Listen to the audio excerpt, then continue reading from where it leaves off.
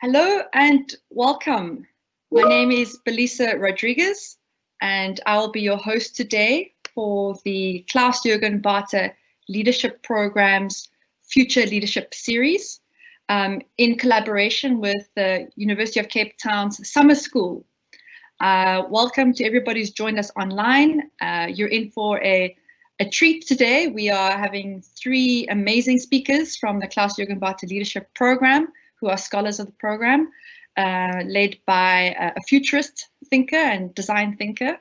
And we will be exploring what does the future look like? What are the future scenarios? And it's quite fitting that we look at this particular topic as we near the end of a very hectic year of 2020. So let us explore together. And I encourage everybody online to also interact with us, and we can build a future vision and a future scenario together. We'll also be having a graphic harvester, as we did last month, and she will be our artist today and will be manifesting some of these scenarios in graphic form. Some of you might not know the Klaus-Jurgen Leadership Program, so let me introduce the program. I'm the program manager. My name is Belisa Rodriguez, and the leadership program was established at the University of Cape Town in March 2014 through a gift donated by Professor Klaus-Jurgen of Massachusetts, USA. The primary goal of the program is to produce graduates with outstanding leadership qualities and a strong sense of social justice, who will go on to play leading and significant roles in business, government, and civil society, as well as industry, not only in South Africa, but also across the continent. Towards this objective, Klaus-Jurgen Leadership Scholarships are offered to promising students enrolled for full-time undergraduate degree studies at UCT, and these scholarships are open to all UCT undergraduate students, irrespective of discipline, and are normally awarded for a period of 2 years. So I'm very happy to have three such scholars with us today to share their future scenarios with us.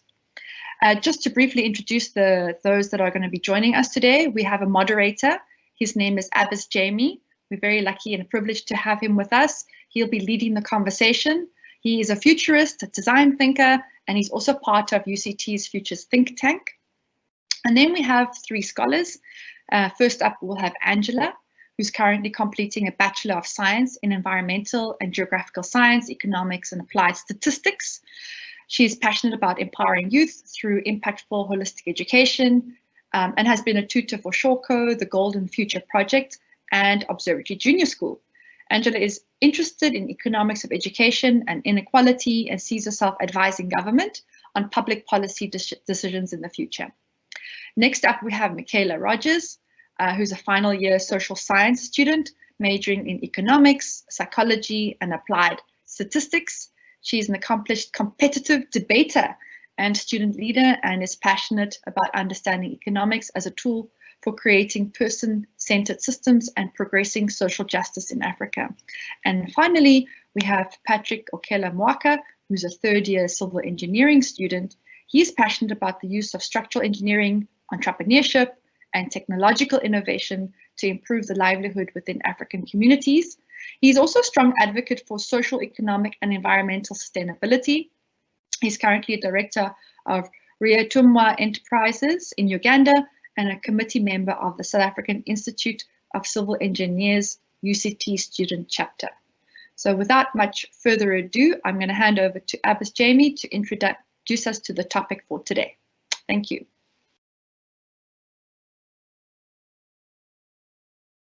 Thank you, Belisa, and thank you for giving me the opportunity to moderate this session. I'm really excited to engage with the youth of our country. It's always such a pleasure, and it keeps me on my toes. So thank you again, once again, for giving me this opportunity, and to the young people that we have in the room that have put their thinking hats on to think about the future, which is not an easy thing. You know, we have very deep disciplines at higher education institutions where you get taught in your specific topic, and sometimes you don't get taught to think about the future. And it's something I always ask people when we do these sessions with leadership, and how much time do you actually spend thinking about the future? And if you are in a leadership position and you're part of creating the future, surely you need to spend time thinking about the future. And if we say just spend 10% of your time thinking about the future, people might think, okay, that's doable. but that's actually 2 days a month. And so if you think about that, how many people are actually taking 2 days a month off to think about the future? And that's only 10%. And so there is this field called future studies, and in future studies we don't talk about predicting the future, because you cannot predict the future, but you can be part of creating a better future. And so we talk about futures with it's plural, future studies, because there's always more than one future. And so when you do future studies, you play around with scenarios, you come up with different scenarios of what the future can look like, and then you decide which scenario, which future do you want to be part of building. And I think the young people in the chat today have stepped up and have been part of that process of saying we want to be part of shaping the future. And so today's session we framed within the UNESCO's scenarios that they've done. UNESCO actually has a chair of future studies, and he has come up with 4 scenarios for the future. And so we've asked the speakers today to look at these 4 scenarios, study it, and then come up with their own scenarios. And so I'm just going to very quickly run through the 4 scenarios that we have. The first one is called the zombie apocalypse. And that's pretty much how people felt when lockdown started. It pretty much unfolded. It was this feeling of uncertainty and disruption. It was very much this feeling of, you're not sure what's going to happen. And in the zombie apocalypse scenario, they say, if this carries on, you're talking about a severe and long-term recession. And basically, the memory of early plagues basically is at the forefront of everything. And so that's the zombie apocalypse, which is not a great scenario. The second one is called the needed pause. The needed pause speaks to us just taking an opportunity to stop and breathe. And it's almost a reset. And we've seen a lot of that happening, a lot of inner reflection taking place. And this whole thing of 2020 just being put on hold. But through this process, people have taken the opportunity to reflect on where they're at. And in the needed pause, they talk about that countries happen to or can flatten the curve for COVID. And that they do come up with a vaccine by 2021, and that big pharmaceutical companies basically make money from this vaccine. But through this needed pause, everything slows down, and there's multiple benefits both to the planet and to personal health. And so we've seen on the news how overcrowded tourist cities like Venice have managed to, through the pandemic, being revitalized from the sustainability perspectives. And so people start to focus on their inner lives, and there's more and more people start to meditate. And there's a short period of working from home, but then we go back to business as usual. After COVID's gone, we end up back to what it was before. So that's the third scenario, which is the needed pause. And then the third one is the global health awakening. The global health awakening talks to business transformation taking place around this whole concept of social mutation and the concept of purpose, people, planet, and prosperity gets placed at the front of everything. And there's this social revolution, and everything is around evidence-based solutions. And then working from home becomes the norm. And there's this different relationship between employer and employee. Stuff like universal basic income is supported and becomes the strength of societies and countries. And what I also like about this scenario is that they say that young people are no longer the future, but the present. I really like that. And so along with external innovation, there's internal innovation and this whole social revolution taking place. And so that's the Great Awakening. And then the fourth one is the Great Despair. The Great Despair is we see countries putting up walls, nation states getting traction, and things just get worse. And in this scenario, it's not an apocalypse, it's not a depression, it's just a slow and marked decline in health and wealth. And we see walls appearing everywhere. And in this scenario, the vulnerable and the most marginalized are forgotten. And so we can see that that is not a great scenario that we'd like to see happening. So those are the four scenarios that the UNESCO Trio has come up with. The zombie apocalypse, the needed pause, the global health awakening, and the great despair. And so we've used those four scenarios and we've put the challenge to the KJB students to say, can you come up with a fifth scenario? Can you give some thought to what this can look like? And I'm very happy to be in the presence of these three young people that have taken up the challenge. And what they've done today will not be just presented in this webinar. We will actually take this and take it back to the UCT Future Think Tank. This will be presented to the UCT leadership as a voice from the students as far as what they see the future to be. So I'm going to hand over now to Angela to take us through her scenario. Angela, over to you.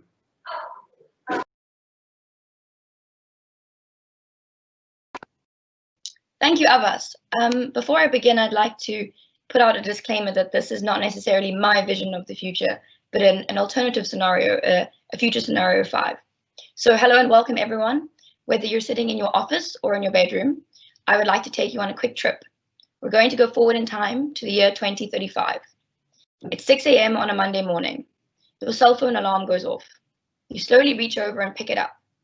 It unlocks and speaks to you.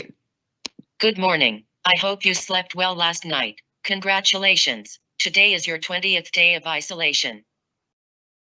It's true. On this day in the year 2035, you haven't seen your friends or your family for 20 days. You contracted the ZARK31 virus exactly 21 days ago, and you're in an isolation ward. You're exhausted. Your shoulders ache, and you really, really don't want to get out of bed. So you open the news and flip through the headlines. France, more divided than ever as viral meme sparks controversy. All messaging platforms disabled during India's week of voting. Tight budgets aren't budging for climate change. It's exhausting. You're exhausted. So you open Instagram. You scroll past a meme, then an advertisement for whiter teeth. You stop scrolling at a selfie of your sister and her family. You can tell it's from before the pandemic because they're together, touching and smiling. It makes you miss your own family. So you switch to Instagram, stories. The stories are filled with pictures of fires raging across rainforests, devastating droughts and famine. Hashtag Save Africa seems to be popping up a lot. There also appears to be an outbreak of protests in Europe about the injustices on old people. It's exhausting. You're exhausted. You switch to Twitter. The hashtag Old People Are People is trending. The tweet war between isolationists and togetherists is still as strong as ever. The current polls suggest that isolationists are winning. It's exhausting. Your eyes hurt. You open Google and type, "Why am I so tired?" And Google answers, Do not be concerned. It is just your viral load. "It is just your viral load?" But which viral load? That's the question. The viral load in my dystopian future is not just from having a high viral count of the ZARK31 virus in your bloodstream. Playing on the word viral, my future scenario focuses on what it means to live in an information or a disinformation age, where individuals, businesses, and governments are constantly overwhelmed by a never-ending pit of highly contagious information, both on the internet and on social media. Currently, almost 4 billion people actively use social media. That means that more than half the global population are able to access a variety of information in seconds. And these numbers are not slowing down, with social media users effectively doubling between 2015 and 2020. And, like a virus, the internet and social media has equipped the world with the ability to have information and ideas spread at increasingly rapid rates. Any young person listening right now, you may remember a picture of an egg. It spread around Instagram like wildfire, gathering 45 million likes in 48 hours. It is currently the most liked picture on Instagram. But while an egg seems harmless, not all ideas are harmless. In my future scenario, social media and big data is unregulated. Governments and businesses are using social media to manipulate people's behavior, to gather votes and gain profit. In this post-pandemic world, whether it is intentional or not, social media is dividing communities, nations, and the world. Tweets and hashtags trend more than meaningful actions. It is ultimately a world of growing hatred and political polarization, a world in which democracy is collapsing.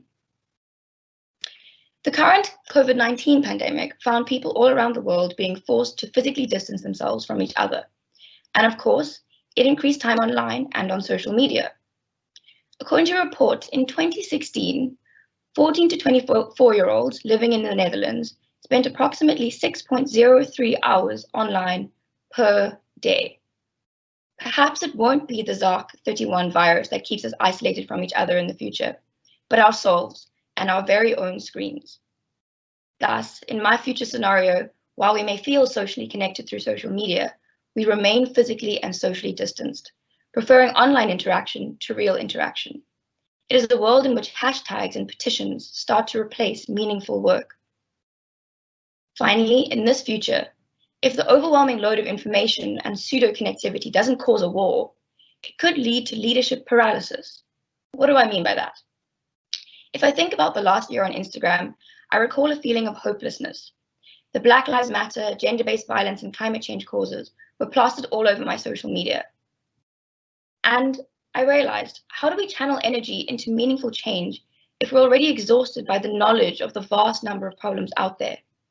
So in my future scenario, my worst case scenario, we find that the bottomless pit of information and data could make it impossible for leaders to pin down the best solutions to their problems. Effectively, in my future, leadership experiences a paralysis of analysis. It is in this dark and gloomy future that we see climate change inadequately addressed, high inequality, hugely powerful social media corporations, and governments either becoming less effective or conversely so effective that they are dictatorial. Viral load is indeed a post-pandemic dystopia.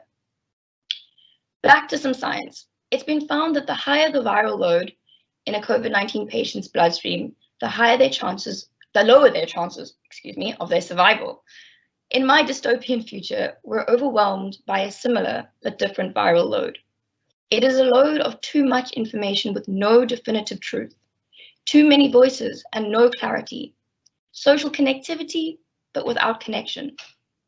I might not be a futurist or a medical scientist, but I know that I don't want either a literal or a metaphorical viral load, not now or in the future.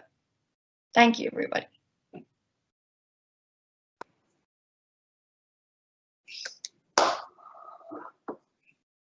Albus, I'm over to you for some questions.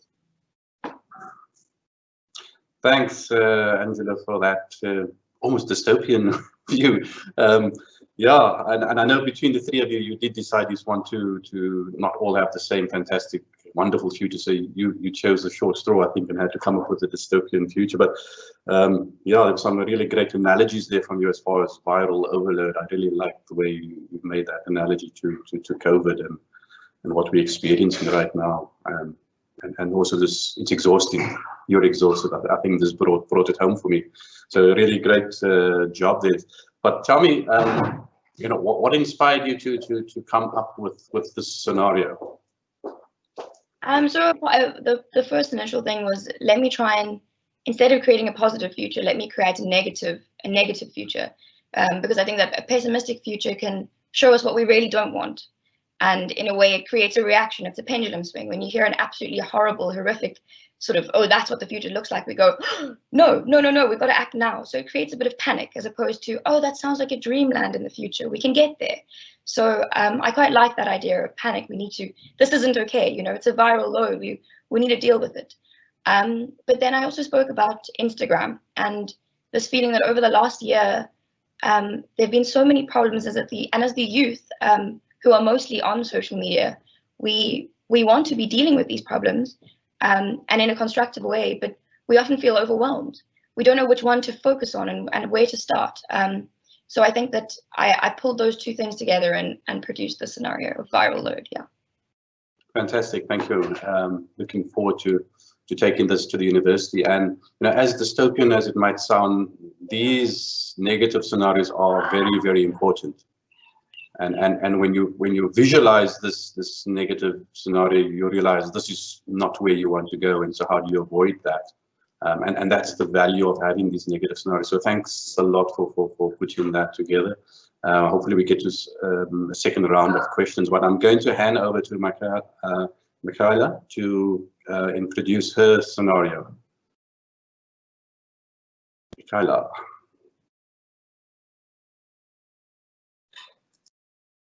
Hi there, everyone. So yeah, I think when thinking about the coronavirus, it's hard not to think about all the things that it's really taken from us. I mean, similar to what Angela was talking about, this is not only a highly contagious disease that we don't understand, but it's brought with it a whole lot of problems, as well as augmenting other problems that already exist in our society. So, I mean, income inequality is worse than it's ever been before. We've got increasing levels of crime. Similar to what Angela was saying about how we've just got overwhelming levels of information and disinformation conflicting with each other. But when I was thinking about the future scenario, I was thinking about all that has been augmented, and all of these problems that have become so apparent under the coronavirus.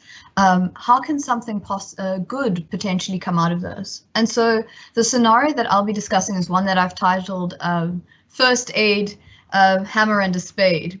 And this is a scenario that looks at how we can treat these kind of problems that have become so obvious to us, these ailments, if you want to call them that, but in a long-term kind of way that goes beyond like a sort of first aid approach, so that we can address them through a radical rebuild and restructuring of the systems that currently house these problems, and imagining how we might come out the other side of this pandemic stronger and more connected in a very real structural way, rather than just in, like, I suppose, an ideological way. So to me, the biggest thing that I think the coronavirus pandemic has highlighted is the fragility of the human condition and just how dependent we really are on one another. And I think for the first time, your health and safety has become dependent on the actions and decisions of strangers in a very literal way, as well as the kind of measures and protections that are available to you from your government, and that's dependent on the country that you live in. And because of that, the countries that have had the most successful response to the coronavirus have been the ones with strong communitarian values and also ones with robust social welfare systems.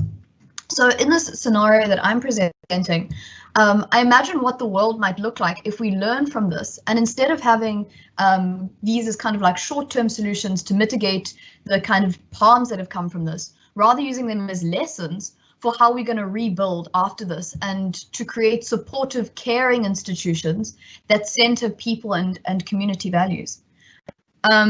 So I'll start with what I think that might look like for the healthcare system, because I think that's the one that is most topical at the moment.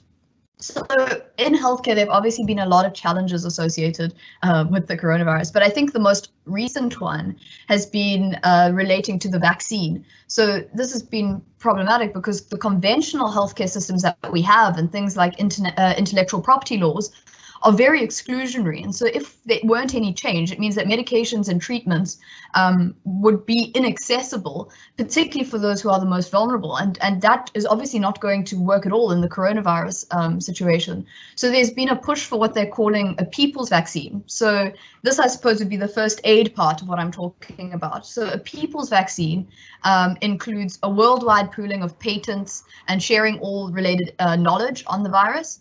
It includes a plan for global manufacturing and distribution, and a guarantee that when we do have a vaccine, it will be free for everyone everywhere, with priority given to frontline workers, vulnerable people, and people who live in countries that have the least capacity to save lives.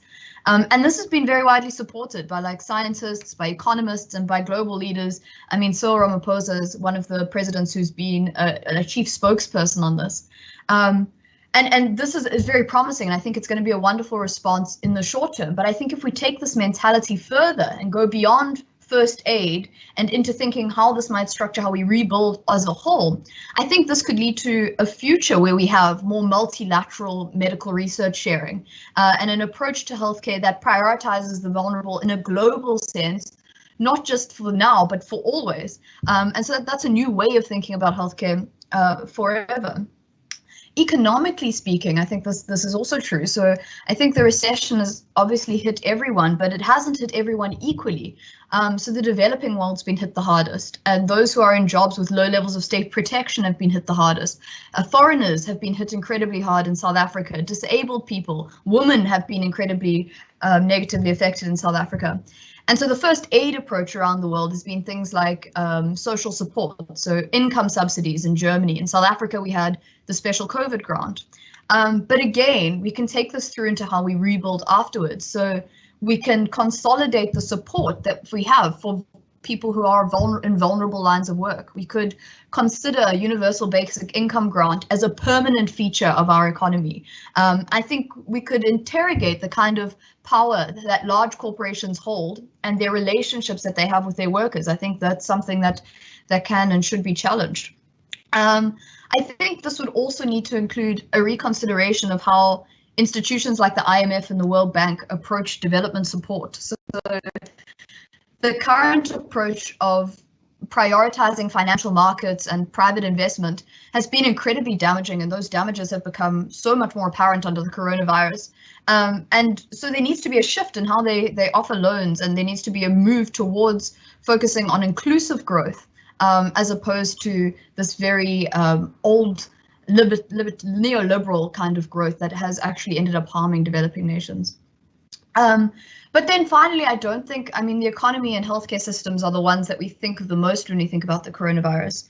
But this approach, if we take it further, can go far more than that. And so I think it could go into how we think about our justice systems. I mean, a conversation that's been happening a lot over the past few months, prompted by the Black Lives Matter movement, is what do our justice systems look like? After the murder of George Floyd, that didn't just prompt conversations about racist institutions and how do we reimagine anti-racist institutions, but also kind of the violent structure of our justice system as a whole. So there've been calls to like defund the police as an idea, and instead to fund greater social resources and to fund community support to reduce crime at its roots. And that in itself is a fundamental shift in thinking. It's a shift away from how am I going to protect myself and towards how are we going to protect each other. And I think that this could extend even further, go beyond the police, to think about how we think about our prison systems, how our justice system could prioritize victims and communities, as opposed to looking at how do we punish perpetrators. So I think the coronavirus is an amazing opportunity for us to rebuild. And while the consequences have been devastating, what they have shown us is a very clear and real way where our greatest weaknesses are in our systems, which to me is an opportunity to make sure that that never happens again. So I think we can do so much better than hope for a return for normal when we end. And so the scenario I've presented is, I think, a potential version of what that might be, drawing on, in particular, our social and political systems. So a world where the strength of one person relies on the strength of the whole, where we care for one another, and where institutions are reimagined to serve communities rather than the other way around. So in that way, our first aid approaches become our hammer to break down systems that are broken and a spade to build something better. Thank you. Wonderful, Michaela. Really enjoyed that, and I love the name of your scenario that you've come up with, the first aid, hammer and spade. Thanks a lot for that. Speaking to the whole concept of fragility of humans and how our health is dependent on strangers, I think it's something really to reflect on, because people are privileged normally just believe that they have everything under control, and we've seen that is absolutely not the case. And also the whole concept of this multilateral response and how that can serve the most vulnerable, and touching on the justice system and the health system. So a really fantastic scenario. I'm going to ask you the same question that I asked Angela with regard, you've read the UNESCO scenarios, what inspired you to come up with this scenario?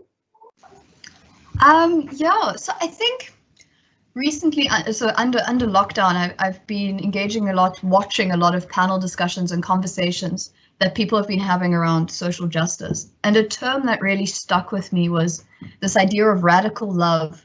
And that really stuck with me, and I really liked it, because I think love is a very powerful word, right? It's so much more than respect or care. So I think when you respect one another, that's quite a passive thing. And when you care for someone, that's quite paternalistic. It doesn't have, it's more like charity or pity. Whereas something like love, I think, is different, because that's a recognition of humanity in other people, but in a way that inspires you to act.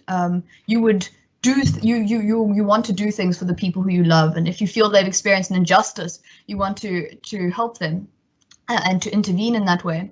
And what I was thinking with the scenarios, what would the world look like if we had this radical love integrated into how we plan our societies and how we think about that? If we had, I say radical because it's when you extend love beyond like the people you know to your community, to your country, to the continent that you live on, when you have love for those people, that's a really radical thing.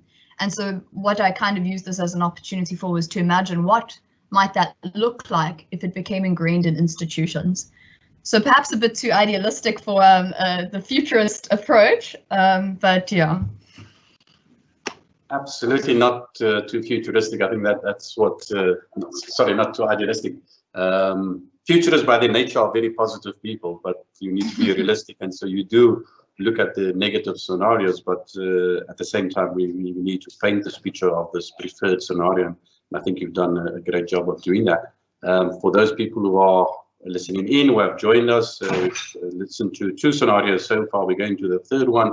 Just before we go to that, I'm going to ask people, the 2 scenarios that you have listened to, please feel free to add any of your comments or suggestions that you have for those scenarios. We're still unpacking it before we officially hand it over to UCT. So I think the aspiring futurists who have come up with these scenarios would love input from you. So please feel free to share any additions, questions that you have around the scenarios to help them in shaping what they have so far. Thanks a lot for that. We're going to move over to our 3rd speaker, Patrick, who is going to take us through his scenario. Over to you, Patrick.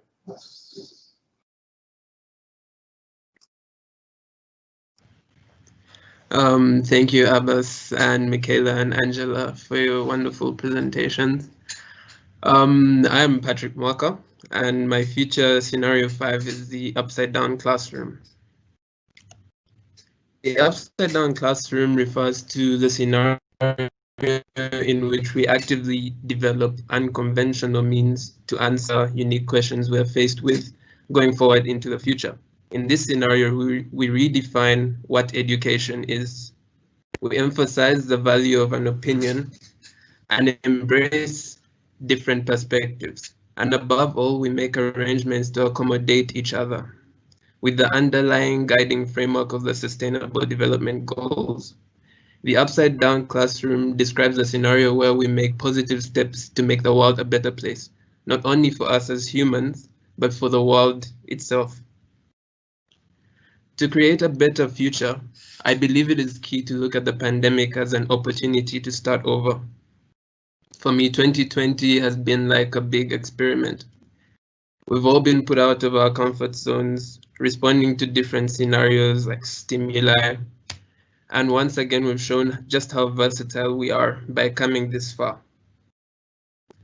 The lockdown has also offered a period of reflection upon ourselves as individuals and upon the institutions we trust to protect our interests as citizens. It has offered us an opportunity to reflect on the relevance of the existing paradigms, and importantly, has offered us the chance to question the existing order of things. And I welcome you to the first session of the Upside Down Classroom. Our present scenario is plagued with many questions. Questions like, what is the future of work? Businesses that have survived the lockdown period are now questioning whether they actually need the employees to come in every day. Telecommuting might definitely be a part of our future. How can we get higher output from the workers while working remotely offsite? What are the benefits of working remotely? Do we reduce emissions? Do we achieve a more sustainable environment this way? Who is an essential worker? What is the future of learning? We live in a period of abundance of information, as Angela stated. How can we take advantage of this? What is the future of the medical industry? There's sufficient cause to question the existing planning paradigms within the medical industry, especially seeing how even the most powerful nations have been completely strained by this pandemic, with capacity issues in their healthcare systems and pandemics recurring like in 1918, 1957 to 58, 1968, 2009, and 2020. is clearly becoming a very recurrent. Are we ready for the next one? Especially with population growing? What constitutes a violation of human rights? Social justice movements are continuously questioning the treatment by the government. What is our policy on climate change? Honduras has just been hit by a second hurricane in 2 weeks, especially in a pandemic year. This shows that a number of the issues that we're facing are manifesting together. I believe that through the thought-provocative questions that I've mentioned previously, will act as catalysts to develop innovative solutions for the future. Much like the questions asked prior to the Industrial Revolution in the 18th century sparked off a generational change in how humans live together and has shaped our future for decades. I believe that the upside-down classroom, through these questions, will be an engine for change and a beacon for hope for a better future. The upside-down classroom is essentially both the journey and the end game, because questions like this and the solutions that we develop in the future will just give birth to more questions, and there's need to restructure how we learn as people so that we enable a continuous process of learning throughout our lives, passed down from generation to generation. That was my upside down classroom scenario. I'll now hand over to Abbas. Thank you, Patrick, for taking us through your scenario. Yeah, I love the idea of redefining what education is. It's something that I know UCT as an institution is tackling right now, as well as this whole concept of future of work. You know, beyond just the internet and connection and those sort of things, but just what does work mean in the future? You know, how do we define it? And the whole concept of your upside down classroom being this engine for change, I think it's fantastic, and it's the journey and the end game. I think it's great. And you mentioned specifically around this concept of countries and industrialized countries being able to deal with a pandemic, you know, in a different way. There was an interesting report that was done tracking the Global Health Security Index, which is a World Health Organization measure about a country's preparedness for things like pandemics. And this report was done, it was the first report that was done in March, just at the start of when COVID started going global. And the countries with the highest global health security index is the US and the UK. And the report was saying, well, it seems that if you have a high global health security index, you can deal better with the pandemic. Yes. 3 months later, we see the US and the UK had the highest death rates.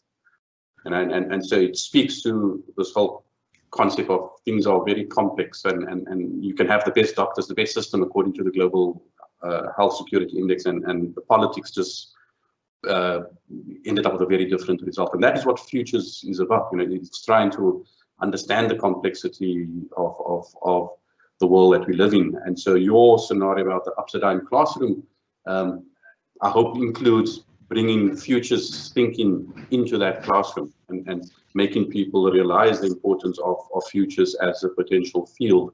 Because if we don't bring that in, you know, we continuously go back to the linear way of thinking, which doesn't necessarily produce the results.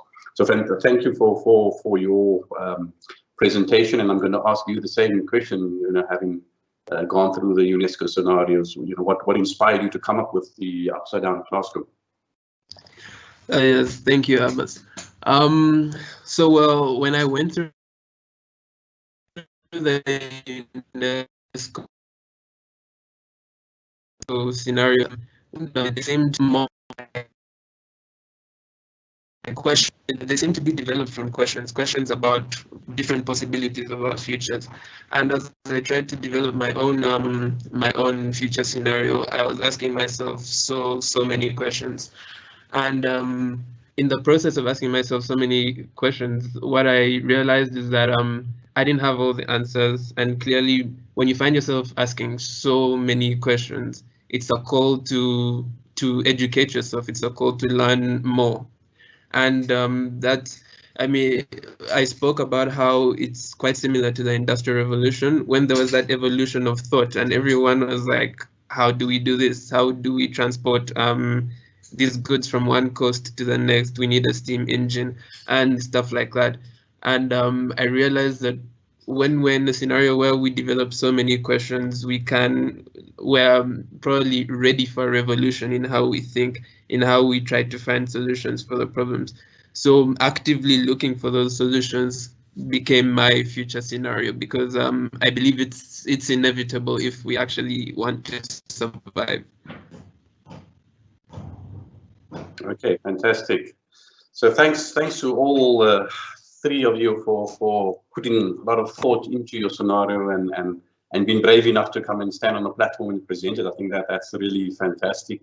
I'm going to look if there's any questions that have come through, but maybe a question that I'm going to give each one of you an opportunity to respond to. So, now that you've been exposed to scenario planning, or the scenarios at least, the UNESCO scenarios, and you've worked on your own scenario, how do you have a different appreciation for this field of future studies, and how excited are you about potentially contributing towards the future?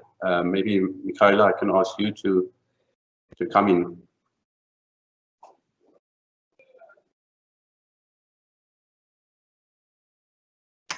Oh, there we go. Yeah, it was really challenging, to be honest. Like I was mentioning to Belissa before we started, I'm used to being asked the question, well, what do you want in the future? What's your vision for the future? And that wasn't really the question for this. The question was more, what do you think might actually happen? And I will be honest, my scenario is a little bit of a cop-out. I did kind of speak about things that I personally would like to have kind of envisaged in the future.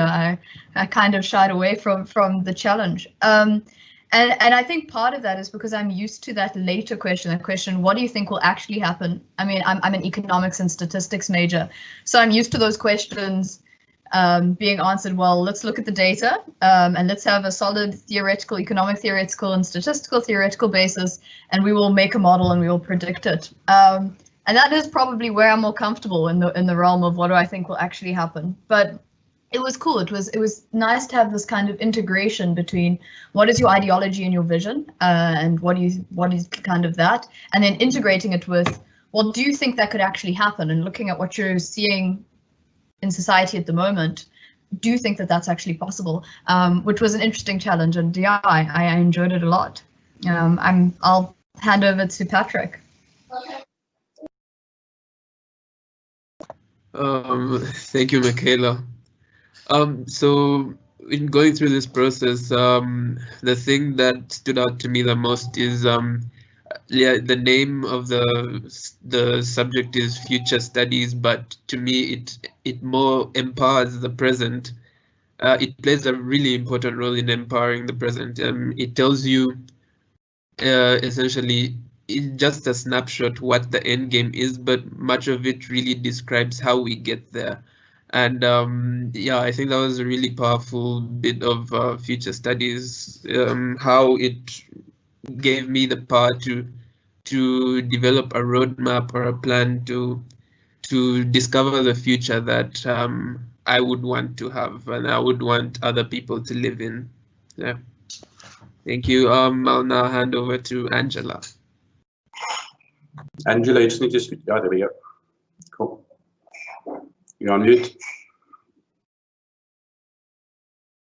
Hi. Okay. So I definitely have a much greater appreciation for the study of the future studies field. I realized how it definitely requires more than one mind or one perspective, because I think we're all limited by our own perceptions of the world and ideologies, as Michaela was speaking about.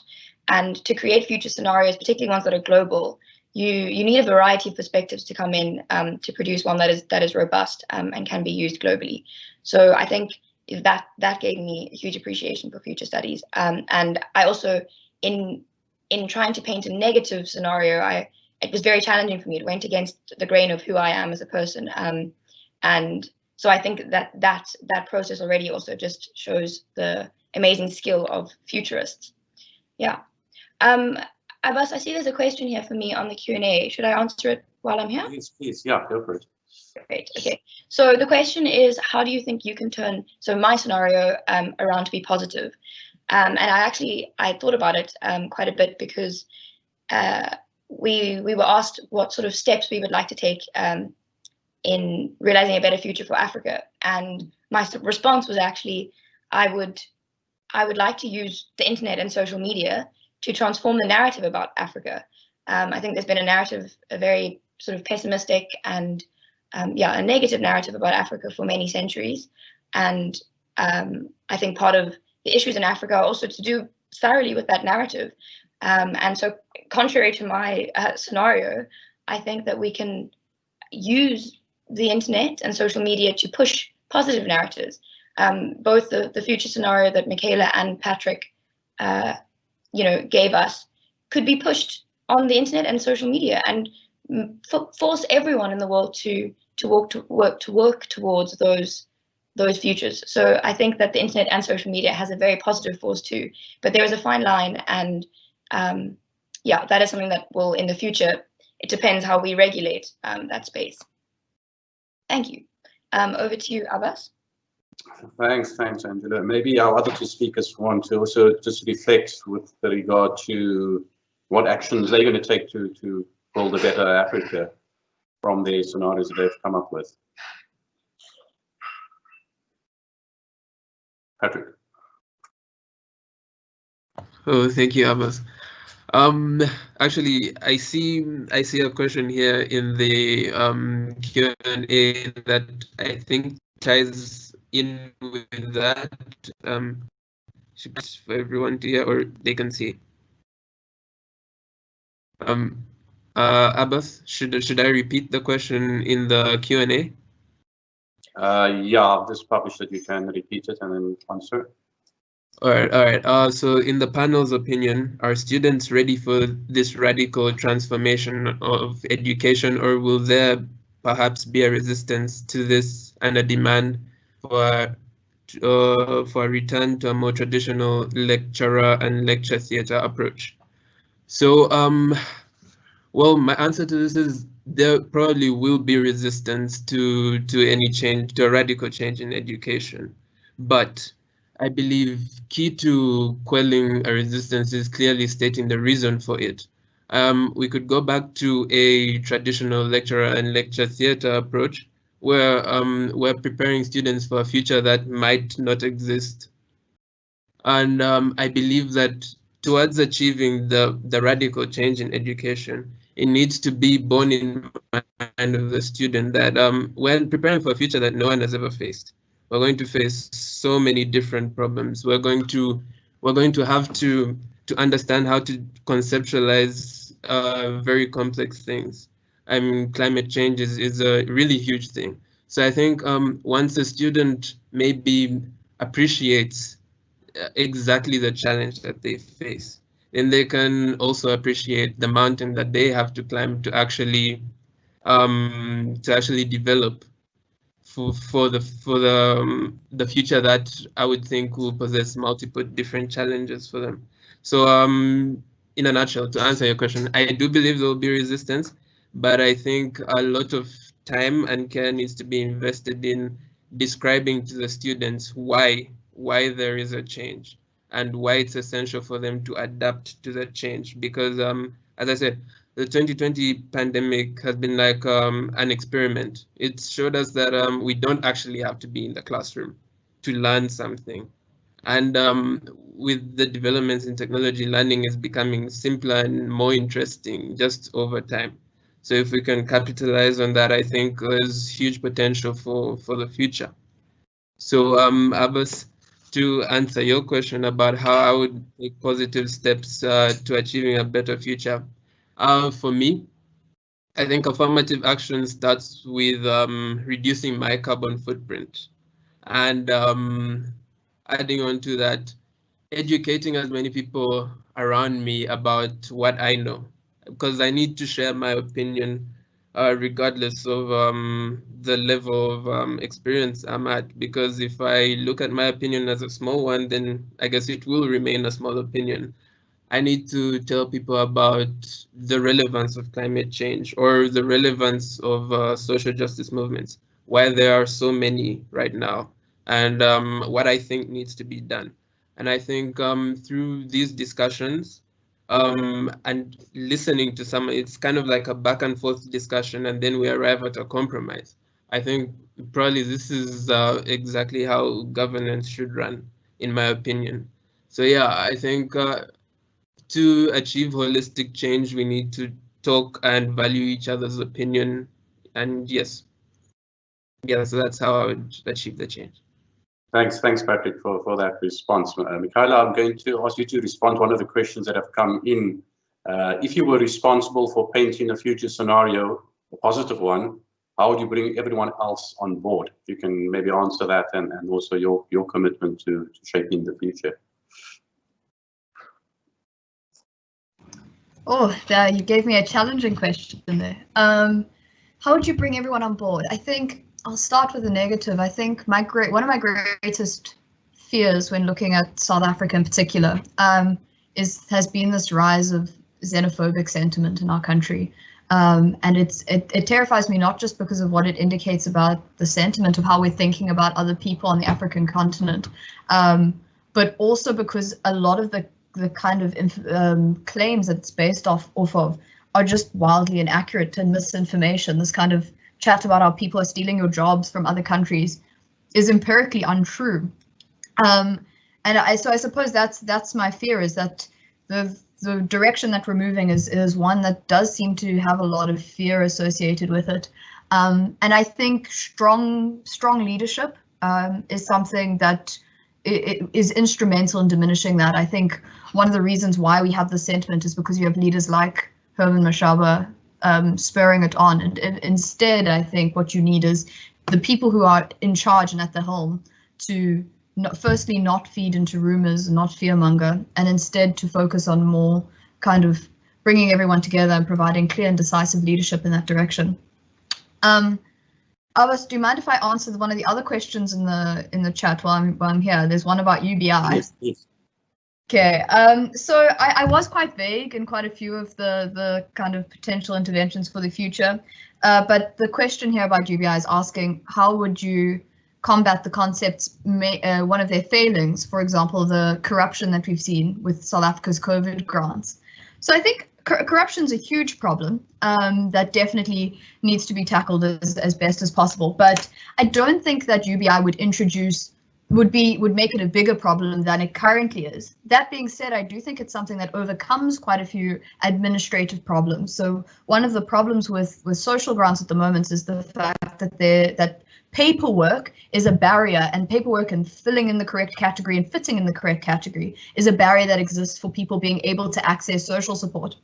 So if you have a universal basic income grant that everyone is eligible for, that removes that barrier to an extent, and that kind of extra procedural gap and place for mismanagement to come in, that place for mismanagement. And as a result, I do think that corruption, while still a problem, is, if anything, slightly diminished under that model.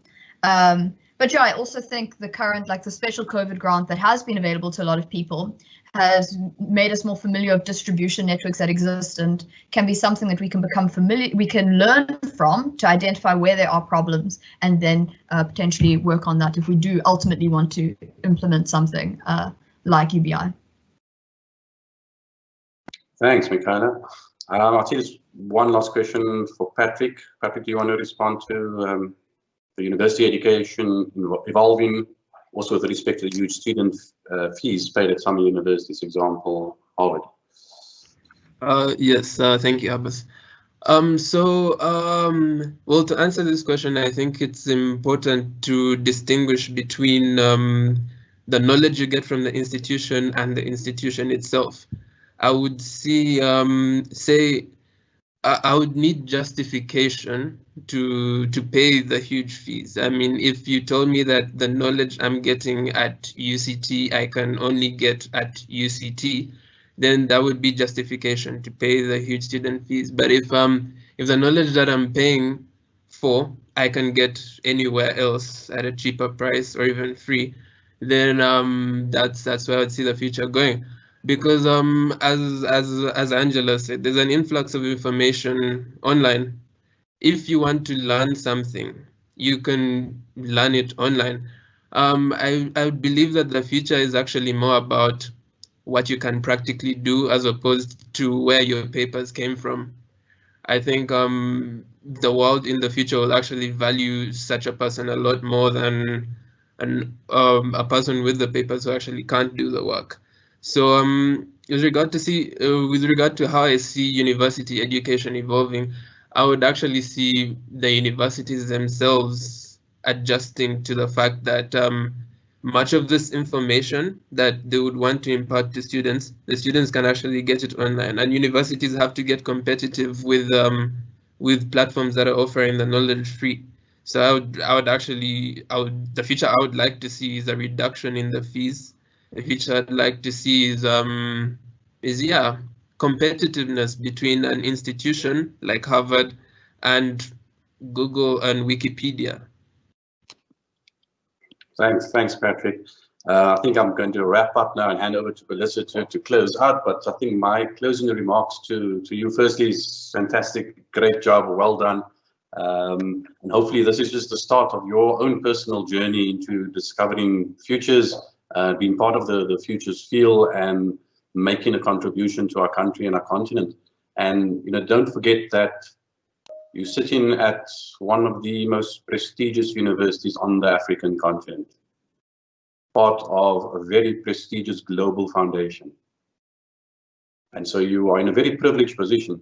And with that privilege comes responsibility. And I think this responsibility to our country and our continent is not something that needs to be taken lightly, but it is a really fantastic opportunity that you as the youth of our country and our continent has been given. And so, we are here to help you as an institution, as individuals, but ultimately you are the people that's going to be shaping the future. And as the one scenario from UNESCO said, it's not about the youth being the future, it's about the youth being the present. And so take the opportunity that's been given to you, the space has been created for your voice to be heard. Take that and create that better future for us. And thank you very much for sharing your thoughts, and I look forward to ongoing discussion with you moving forward. Melissa, over to you. Wow, that was incredible. I'm hugely proud of each and every one of you for surprising me so well with your depth of thinking and just these very vivid images of what the future can look like, and also the power of visualizing futures.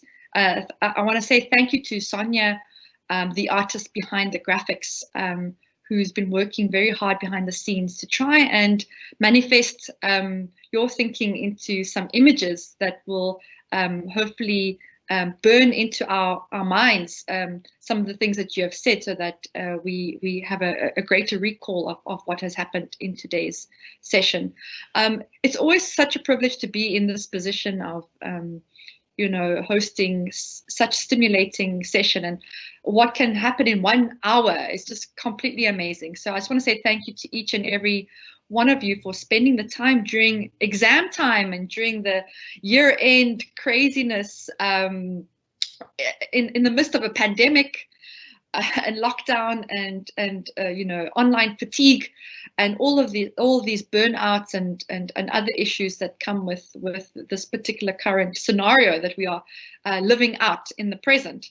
So I really appreciate the effort and the time that you've all put into this. I'd like to also say thank you to Abbas Jamie for volunteering his time and really inspiring us around this idea of futures. It really did come from you, this inspiration on this particular topic, and so we kind of grabbed with both hands and tried to sort of have our hand as an amateur futurists. So thank you so much for creating a pipeline of future thinkers.